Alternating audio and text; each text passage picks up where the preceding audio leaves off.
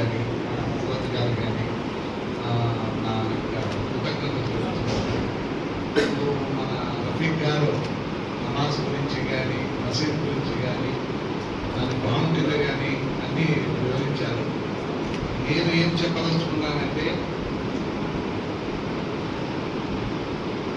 ఆత్మకు పరమాత్మకు తర్వాత సైతానుకు ఉన్న ఇది మనం తెలుసుకోవాల్సింది. మనం పరమాత్మలో ఎలా ఎదగాలి, పరమాత్మలో అంటే అల్లాలో ఎలా ఎదిగితే సైతాన్ ఎంత దూరం అవుతాడనేది ఒక 2 విషయాలు నేను చెప్తాను. ఇప్పుడు ఈ ప్రపంచంలో ఎన్నో జీవకోటులు ఉన్నాయి, కానీ అల్లా కానీ దేవుడు కానీ మనల్ని మనుషులుగా పుట్టించింది మనకు చాలా అదృష్టంగా మనము తీసుకోవాలి. ఎందుకంటే అన్ని జీవకోటులకు మనిషికి వ్యత్యాసం ఏమంటే మనిషికి జ్ఞానం అనేది ఇచ్చినాడు. అంటే ఏది మంచి ఏది చెడు అనేది మనకు తెలియజేశారు. కాబట్టి మనం ఈ ప్రపంచానికి ఎందుకు వచ్చాము, మన మెయిన్ కర్తవ్యం ఏమి అనేది మనం మెయిన్ తెలుసుకోవాలి. ఎందుకంటే మనం ఇక్కడికి వచ్చిండేది మోక్షం పొందేదాన్ని, అంటే అల్లాహ్ దేవుని చేరేదానికి మనం ఇక్కడికి వచ్చింది. కానీ మనం అది తెలుసుకోక మనం మర్చిపోయి మనం అది దేవుణ్ణి అల్లాహ్ని పక్కన పెట్టేసి మన జీవితంలో చాలా బిజినెస్లు ఉంటాయి, దానిలో వెళ్ళిపోయి మనము అల్లాహ్ని మర్చిపోతాము. ఎందుకంటే ఎప్పుడు మనం అల్లాహ్ని మర్చిపోతామో ఇమ్మీడియట్గా మన జీవితాల్లో సైతాన్ అనేవాడు ఎంటర్ అవుతాడు. ఆ సైతాన్ని మనము పారద్రోవాలా అంటే మనం దేవుల్లోనే ఎదగాలి. అంటే నమాజు 5 పూటలు చేయాలి. నమాజులో ఉండే గొప్పతనం ఏమంటే దేవుల్లో ఎదిగేదానికి మనకు దేవాలయం అనేది దేవుల్లో ఎదిగేదానికి మనకు అది పుణ్యస్థలం. అక్కడ తప్ప మనము అల్లాహ్ని తలుచుకోలేము. కాబట్టి నమాజ్ అనేది మనం చేయాలి. నేను కూడా బాబా నాకు ఒక గొప్ప ఐడియా ఇచ్చాయంటే నేను కూడా బాబా నాతో 4 సార్లు ఖురాన్ కూడా చదివించాను. దాంట్లో నేను సైతాన్ గురించి నేను ఎక్కువ కాన్సన్ట్రేట్ చేశాను. ఎట్లా అల్లా మనల్ని కాపాడతాడనే దానికి నేను ఒక 2 ఉదాహరణలు చెప్పగలను. ఖురాన్లో నేను నమాజ్ 5 పూటలు నమాజ్ చేసే వాళ్ళకు దైవదూతలు ఎలా కాపాడతారు, నమాజ్ చేయకుండా ఉండే వాళ్ళకు సైతాన్ ఎట్లా వాళ్ళు తోస్తాడనే దానికి ఒక ఎగ్జాంపుల్ చెప్తాను. ఏమంటే దానిలో ఒక 25 మంది వాళ్లకు డబ్బు ఉండదు, వాళ్ళకు తిండి ఉండదు, నీళ్లు కూడా దొరకదు. వాళ్ళ యొక్క నమాజు అల్లాహ్ని నమ్ముకొని నమాజ్ చేసుకుంటా ఉంటారు. వాళ్ళ మీదకి ఒక 5,000 మంది యుద్ధానికి వస్తారనమాట. ఆ 5,000 మంది నమాజ్ చేయరు, వాళ్ళు అసలు అల్లాహ్ని కూడా పట్టించుకోరు. వాళ్ళు అన్ని దురలవాట్లు బావులు ప్రతిదీ ఉంటుంది. వాళ్ళకు ధనం కూడా బాగుంది, ఏనుగులు తర్వాత గుర్రాలు బొట్టెలతో వస్తారనమాట ఈ 25 మంది మీదకి యుద్ధానికి. వీళ్ళు అసలు వాళ్ళకు శక్తి కూడా ఉండదు. కానీ ఎందుకు ఏమవుతుందంటే 5,000 మంది చచ్చిపోతారు, ఈ 25 మంది బతుకుతారు. వాళ్ళకి ఆశ్చర్యం అయిపోతుంది, మాకు అసలు శక్తే లేదే, మేము ఎలా కొట్లాడాము. అప్పుడు మహమ్మద్ ప్రవక్త వాళ్ళకి ఏం చెప్తారంటే మీ వెనకాల దైవదూతలు ఉన్నారు, దైవదూతలే వాళ్ళని చంపినారు కానీ మీరు కాదు వాళ్ళని చంపింది అంటారు. అంటే నమాజ్ యొక్క ప్రాముఖ్యత. నెక్స్ట్ ఇంకొక ఇన్సిడెంట్ ఖురాన్లో ఏమంటే అబూబకర్ మహమ్మద్ ప్రవక్త ఇద్దరు కూర్చొని మాట్లాడుకుంటా ఉంటారు. ఒక అతను వచ్చి అబూబకర్ని ఎట్లంటే ఎట్లా దూషిస్తూ ఉంటాడు. మహమ్మద్ ప్రవక్త గారు మాత్రం నవ్వుతూ ఉంటారు చూసి. అబూబకర్ గారికి చాలా బాధ, ఏమిది అతను ఇంత నన్ను దూషిస్తూ ఉంటే నన్ను ఏమీ నాకు సపోర్ట్ రాకుండా ఆయన నవ్వుతా ఉన్నారు. ఇమీడియట్గా అబూబకర్ గారు ఏం చేస్తారంటే అతన్ని సమాధానం చెప్పేది మొదలు పెడతారు, అంటే ప్రతిదూషణ చేసేది మొదలు పెడతారు. అప్పుడు మహమ్మద్ ప్రవక్త గారు లేచి వెళ్ళిపోతారు. అబూబకర్ గారు ఎందుకు మీరు వెళ్ళిపోతున్నారంటే అప్పుడు చెప్తారండి, ఎంతవరకు అతను దూషిస్తా ఉన్నప్పుడు నువ్వు పేషెన్స్గా నువ్వు అల్లాహ్ నమ్ముకొని ఉన్నంత వరకు దైవదూతలు అతనికి ఆన్సర్ ఇచ్చినారు. నువ్వెప్పుడు ప్రతిదూషణ మొదలు పెడుతువో అక్కడ సైతాన్ రావడంతో నేను అక్కడ ఉండకూడదు అని చెప్పి నేను వెళ్ళిపోతున్నాను అంటారు. అంటే ఇక్కడ మనం తెలుసుకోవాల్సింది ఏమంటే మనము ఎవరిని దూషించేది కానీ మన అల్టిమేటం వచ్చి ఓన్లీ అల్లాహ్ నమ్ముకోవడం. ఇక్కడ మామూలుగా ఇక్కడ ఏమైతా ఉందంటే మనం మనుషులుగా మనము సైతాన్ ఎలా దూరుతున్నాడంటే మనం 5 తప్పులు చేస్తున్నాం. ఫస్ట్ తప్పు ఏమంటే మనమే స్వతంత్రంగా అనుకుంటాం. అంటే మనకి ఏ ప్రాబ్లం వచ్చినా మనమే సాల్వ్ చేసుకోవాలని అనే ఫస్ట్ ఉంటుంది. నెక్స్ట్ తప్పు మనం చేస్తూ ఉండేది ఇతరుల మీద ఆధారపడ్డం. అంటే నాకు ఎవరో వచ్చి నన్ను కాపాడుతారు అనేది రెండోది. ఇది అల్లాహకు చాలా ఖురాన్లో అల్లాహ్ కోప్పడేదే మెయిన్ వచ్చి ఈ రెండుటికి మనం స్వతంత్రం కాదు. మనం ఏది కూడా దేవుని సహాయం లేకుండా స్వతంత్రంగా మనం ఏమీ చేసుకోలేదు. రెండోది ఇతరుల మీద ఆధారపడ్డం.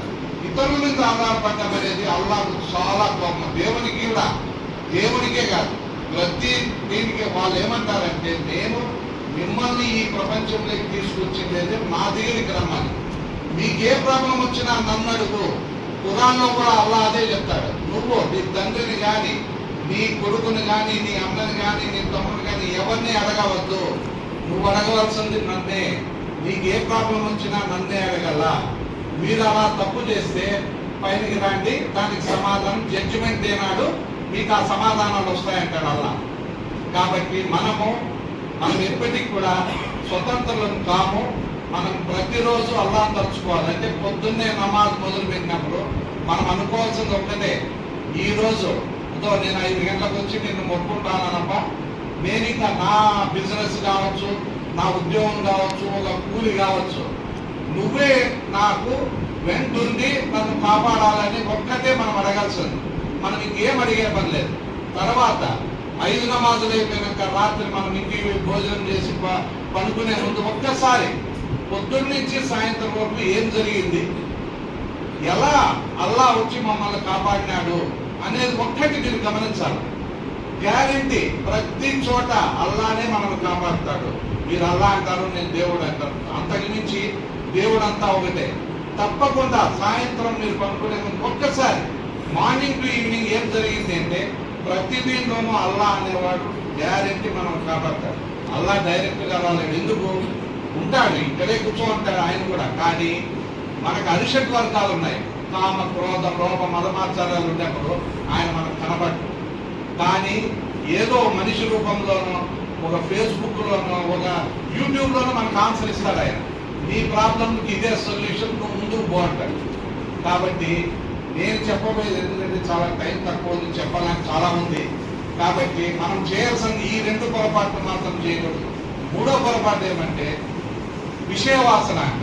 విషయవాసన అంటే ఏమంటే పక్కనోడి గురించి మనం చూస్తూ ఉంటాం, మన గురించి మనం ఆలోచించాం. పక్కింటోడు ఎట్లున్నాడు, ముందరింటోడు ఎట్లున్నాడు, వాడు నవ్వుతూ ఉంటే మనం తట్టుకోలేము. ఇది చాలా మహాపాపం. మనకు అవసరం లేదు. అందరూ సర్వే జనా సుఖినో భవంతు. ప్రతి ఒక్కరు బాగుండాలి, ప్రతి ఒక్కరు అల్లాహ్లో ఎదగాల అనేది చాలా ఇంపార్టెంట్. కాబట్టి నేను చెప్పడము ఇది మీరు ట్రై చేయండి. మార్నింగ్ నుంచి ఈవినింగ్ వరకు ప్రతి దాంట్లో సార్ కూడా, రఫీక్ గారు కూడా అదే చెప్పారు. మనము ఎట్లా 5 నమాజులు చేసి ఊరికే అట్లా నమాజులు చేసి వెళ్ళిపోతే కాదు. ప్రతి చోట మన పనిలో కూడా అల్లాహ్ని ఇన్వాల్వ్ చేయాలి.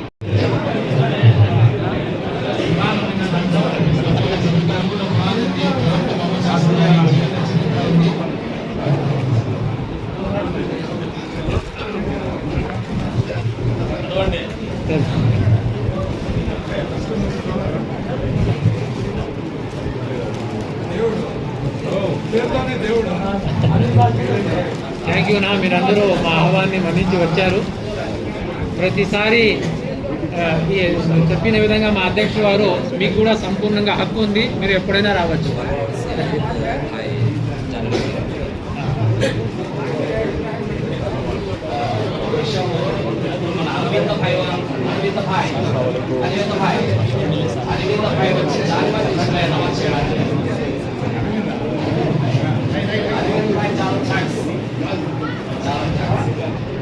बहुत शुक्रिया। आइए बोलो ना। ముస్లింల బాధ్యత కాబట్టి అది కూడా మీకు చేయాల్సిందిగా అధ్యక్షులు అడుగుతుంటారు. ప్రవక్త ముహమ్మద్ సల్లల్లాహు అలైహి వసల్లం చరిత్రగా ఉంది.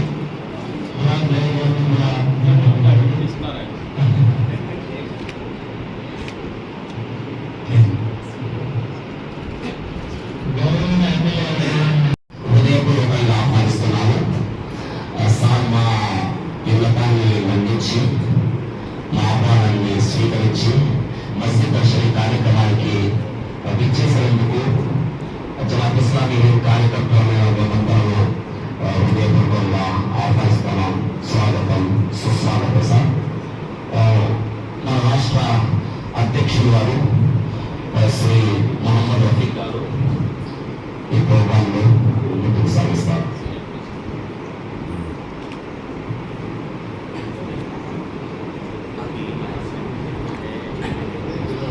మన శ్రీ మంజునాథ్ సాగర్ హైకోర్టు లాయర్ గారు వెల్సమ్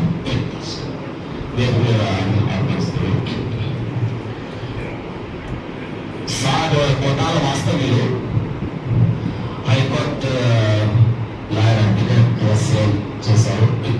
ఇప్పుడు సార్లో అక్కడ చుట్టుపక్కల ఉన్న శాంతం కలవడం జరిగింది. చాలా బాగా చెప్పుకొచ్చారు సార్. ఎన్నో సామాజిక రుగ్మతల్లో యువత, కులమతాల మధ్య ముస్లింలు, క్రైస్తవులు అని కాదు, అందరూ చాలా దారుణంగా సామాజిక రుగ్మతల్లో చిక్కుకుపోయారు. ఈ జీవితాన్ని వాళ్ళ సంస్కరణ కోసం అంకితం చేయాలన్న భావనతో సర్వీస్ వదిలేసి పటాలకు వచ్చేసారు. స్వగ్రామానికి సార్ చెప్పారు. అక్కడ ఒకరోజు నేను ఉన్నాను సార్, మాతో విన్నాము, మనం పరస్పర అనుభవాలు పంచుకున్నాము. చాలా తపన ఉంది సార్.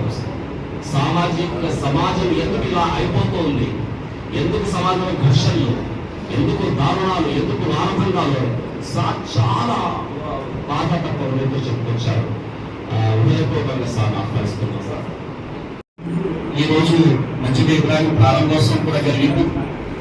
అలాగే మానవ మహోపకారి ముహమ్మద్ సల్లల్లాహు అలైహి వసల్లం గారి జన్మించినటువంటి నెల కూడా ఇది, శుక్రవారం కూడా. ఈరోజు ఈ కార్యక్రమం మస్జిద్ సందర్శన అనేటువంటి పేరుతో ఒక సామరస్యపూర్వక సదస్సు ఏర్పాటు చేయడం జరిగింది. ఈ సదస్సుకు ముఖ్య అతిథిగా విచ్చేసినటువంటి శ్రీ కందికుంట వెంకట ప్రసాద్ గారు, గౌరవనీయులు ఎమ్మెల్యే గారు కత్రి నియోజకవర్గం, గౌరవనీయులు శ్రీ మంజునాథ్ గారు, అడ్వకేట్ హైకోర్టు తెలంగాణ. అలాగే ఈ సమావేశంలో హాజరైనటువంటి హిందూ, ముస్లిం, క్రైస్తవ సోదరులారా, పైన కూర్చుని మా స్వరాన్ని ఆలోచిస్తున్నటువంటి సోదరీమణులారా, అందరికీ అస్సలాము అలైకుం వరహ్మతుల్లాహి వబరకాతుహు. నేను చెప్పినటువంటి ఈ అరబీ పదం యొక్క తెలుగు అర్థం దైవ శాంతి మనందరిపై కురుగాక. ముస్లింలు పరస్పరం ఒకరికొకరు ఎదురైనప్పుడు సలాం చెప్పుకోవడం జరుగుతూ ఉంటారు. సలాం అంటే శాంతి, అస్సలాము అలైకుం అంటే దైవ శాంతి మీపై కురుగాక అని ఈ పదాలకు అర్థం. ఈరోజు ఈ సమావేశం ఒక ఉన్నతమైనటువంటి ఆదర్శవంతమైనటువంటి సమావేశం. మన భారతదేశానికి ఇలాంటి సమావేశాల ఆవశ్యకత ఎంతైనా ఉంది. భిన్నత్వంలో ఏకత్వాన్ని చాటేటువంటి మన దేశంలో విభిన్న సంస్కృతులు, విభిన్న మతాలు ఒక నందనవనంలా అలరారేటువంటి మన దేశ సంస్కృతిలో అభిప్రాయ మార్పిడికి ఎప్పటి వరకు అయితే అవకాశాలు ఉన్నాయో అప్పటి వరకు ప్రజల మధ్య సయోధ్య, సుహృద్భావం విరాజిల్లాయి. ఎప్పుడైతే అభిప్రాయ మార్పిడికి అవకాశాలు లేకుండా అవరోధాలు కలిగించడం ప్రారంభమైందో అప్పుడే ప్రజల మధ్య అనుమానాలు, విషబీజాలు ప్రారంభమయ్యాయి. కనుక ఇలాంటి సమావేశాలు ఒకరి గురించి ఒకరు తెలుసుకోవడానికి, మనసు విప్పి మాట్లాడుకోవడానికి ఆత్మీయమైనటువంటి సమావేశాలుగా ఇవి చక్కగా దోహదపడతాయి. మస్జిద్ అంటే చాలా అపోహలు చాలా మందికి ఉంటాయి. మస్జిద్ అంటే సుజుద్ అనే పదం అందులో ఉంది. సజ్దా అంటే సాష్టాంగ ప్రణామం చేసేటువంటి స్థలం అని అర్థం. మస్జిద్ అంటే సజ్దా, సాష్టాంగం. మహాప్రవక్త ముహమ్మద్ సల్లల్లాహు అలైహి వసల్లం వారు ఏం ఉన్నారంటే, ఈ భూమండలం అంతా కూడా దేవునికి సాష్టాంగపడే ప్రదేశమే చెప్పడం జరిగింది. అంటే మనిషి దైవాన్ని తెలుసుకుని అక్కడ పవిత్రమైన ప్రాంతంలో ఎక్కడైనా సరే దైవానికి ఆయన సాష్టాంగపడవచ్చు అనే విషయాన్ని ప్రస్తావించడం జరిగింది. ఎందుకంటే ఈ మూల ప్రాంతాలన్నీ కూడా సూక్ష్మం నుంచి అండపిండ బ్రహ్మాండం ఉన్న ప్రతిదీ కూడా ఆయనదే. ఆయన తప్ప ఆయనది కాకుండా ఎవరిది అయి ఉంటుంది. కాబట్టి ఇదంతా ఆయనదే అనే విషయాన్ని మహాప్రవక్త ముహమ్మద్ సల్లల్లాహు ప్రస్తావించడం జరిగింది. ముఖ్యంగా ముందు నేను ఇస్లాంలో మస్జిద్ యొక్క ప్రాధాన్యత ఏంటో ఒక రెండు ముక్కల్లో చెప్పిన తర్వాత మస్జిద్ ఇచ్చేటువంటి సందేశం ఏంటో కూడా మీ ముందు ప్రస్తావించే ప్రయత్నం చేస్తాను. ఒకటిది, ఇస్లాం అనగానే ప్రజలు స్వయంగా ముస్లింలు కూడా ఏమంటారంటే ఇది ఒక మతం అని చాలా మంది భావిస్తారు. మా మతం అంటుంటారు. కానీ ఇస్లాం అనే పదానికి అసలు మతం అనే పదం పేరు అర్థమే లేదు. ఇస్లాం అనేది ఒక అరబీ పదం. ఈ పదానికి అర్థం ఏమిటంటే సీమ్ మరియు సలాం. సీమ్ అంటే సమర్పణ, సలాం అంటే శాంతి. ఈ రెండు పదాలు కలిస్తే ఇస్లాం అనే అర్థం వస్తుంది. అంటే దీని అర్థం ఏంటంటే ఇస్లాం అంటే సర్వసృష్టికర్త అయినటువంటి దైవం మానవానికి ఇచ్చినటువంటి జీవన విధానం పేరుని అరబిక్ లో ఇస్లాం అంటారు.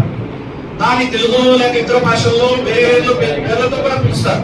కానీ అరబిక్ లో అయితే దీన్ని ఇస్లాం అని చెప్పడం జరుగుతుంది. అంటే ఇస్లాం అనగా ఒక స్వాభావిక సహజ సిద్ధమైన సంపూర్ణమైన జీవన విధానం. ఇది ఇస్లాం యొక్క మీనింగ్. ఇందులో ఎక్కడ పక్షపాతం కానీ లేకపోతే ఈ సందేశంలో ఎవరి పట్లైనా క్రిటిక్ చేయడం కానీ లేదంటే ఈ పిలుపులో ఎవరి హృదయాలైనా గాయపరచడం కానీ లేదా ఇందులో ఏ మనోభిష్టాన్నైనా దెబ్బతీయడం కానీ ఇందులో ఎక్కడప్పుడు కనబడదు. సర్వోన్నతుడైనటువంటి సృష్టికర్తను ఆరాధించేటువంటి సమయం అయింది, ఆసన్నమైంది. నువ్వు నీ ఉద్యోగంలో, నువ్వు వ్యాపారాల్లో, ప్రాపంచికపరమైనటువంటి వ్యవహారాల్లో ఏదైపోయి ఉన్నావు, లేదా బెడ్ మీద రగ్గు కప్పుని పడుకుని ఉన్నావు, లేచి ముందు సృష్టికర్త వైపు మరులు అని చెప్పి పిలవడమే ఈ అజాన్ యొక్క ప్రధానమైన ఉద్దేశం. ఆ తర్వాత ఇంట్లోకి లోపలికి ప్రవేశించేటప్పుడు వుజూ చేయడం జరుగుతుంది.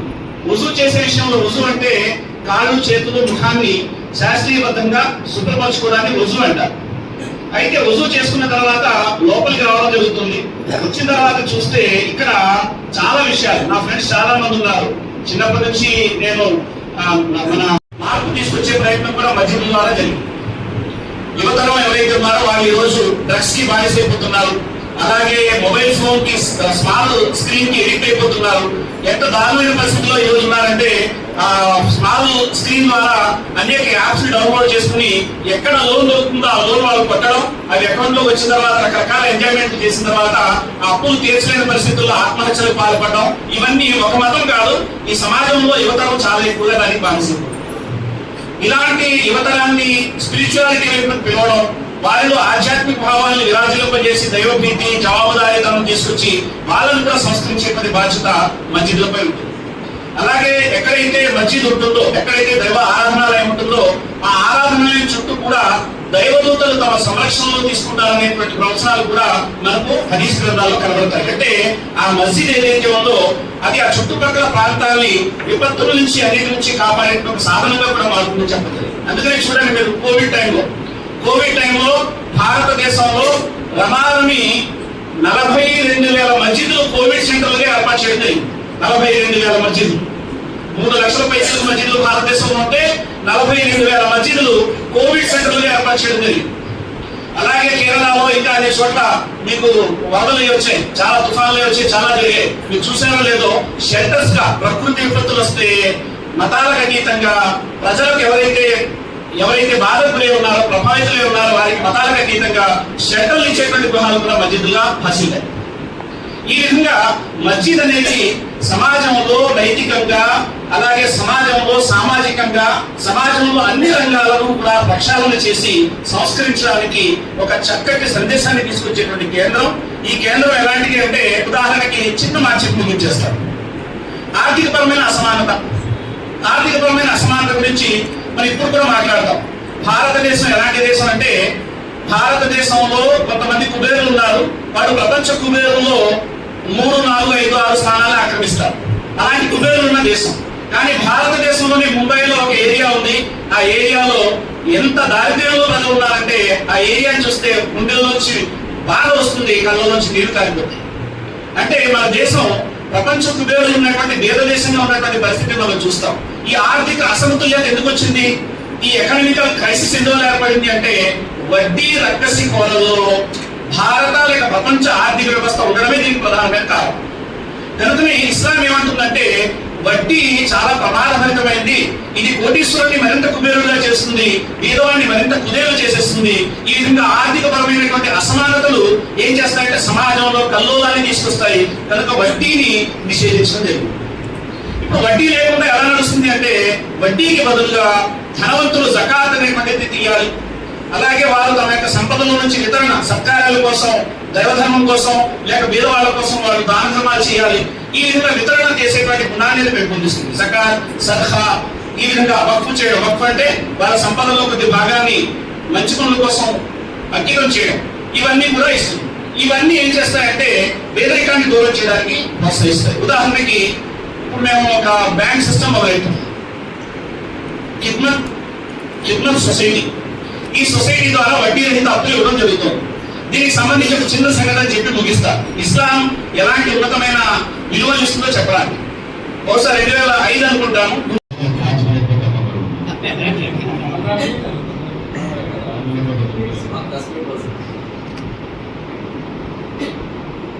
జమాతే ఇస్లాం గారు కబీర్ శాఖ కమిటీ వారి ఆధ్వర్యంలో ఏర్పాటు చేసినటువంటి నూతన ప్రారంభోత్సవ సందర్భంగా ఏర్పాటు చేసినటువంటి కార్యక్రమానికి అధ్యక్షుడు వచ్చినటువంటి సోదరు ఖాదీ గారికి, అదేవిధంగా ఈరోజు ప్రత్యేక ఆహ్వానితులు వచ్చినటువంటి జమాతే ఇస్లాం రాష్ట్ర అధ్యక్షుడు మొహమ్మద్ రఫీక్ గారికి, పెద్దలు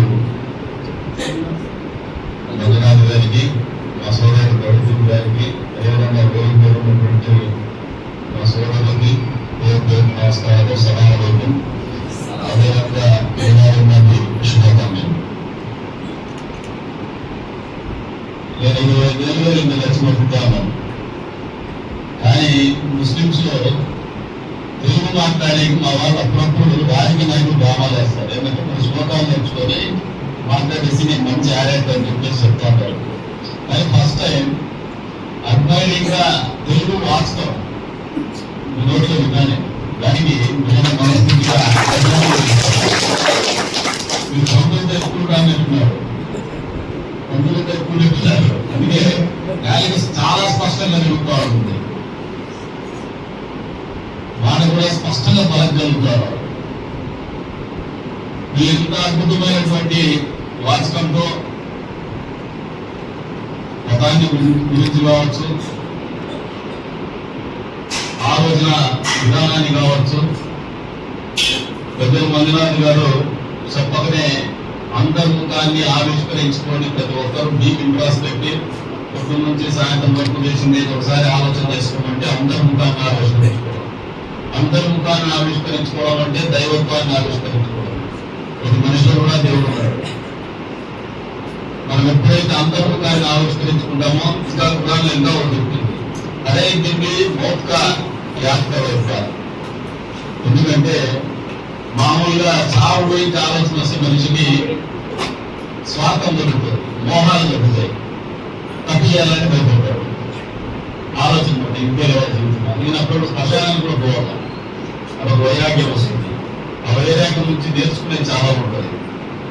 ఏ మతమైనా కూడా అది హిందూ మతమా, ఇస్లామా, క్రిస్టియనా, ఏదైనా ఈ మతాలు అనేది మన ప్రమేయం లేకుండా భగవంతుడు ఎక్కడైతే నేచర్ ఇది మనకి ఇచ్చేది. తల్లిదండ్రులు మనకు ప్రమేయం ఉండదు, గవర్నమెంట్ ప్రమేయం ఉండదు, అదే విధంగా కులం కూడా ప్రమేయం ఉండదు, మతం కూడా ప్రమేయం ఉండదు. అవినోటి ఇచ్చినారు, మనం దాన్ని ఆ ధర్మాన్ని పాటించాలి. అదే జీవన విధానం. కొంతమంది పొద్దున్నే వేసి ప్రోటీన్ కోసం నాన్న వచ్చేటంటే కొంతమంది గుమ్మడికాయతో ముస్కాన్ భోజనం తిని అదే ప్రోటీన్ తీసుకుంటారు. This is the way of life. Eating habits ఒక్కొక్క ప్రాంతం ఆ రీజన్ బట్టి రిలీజన్ బట్టి కూడా నిర్దేశించబడతా ఉంటాయి. కాబట్టి దాని మీద వీళ్ళందరూ అంత అద్భుతంగా మాట్లాడిన తర్వాత నేను చెప్పదలుచుకుని పెద్దగా ఉండదు.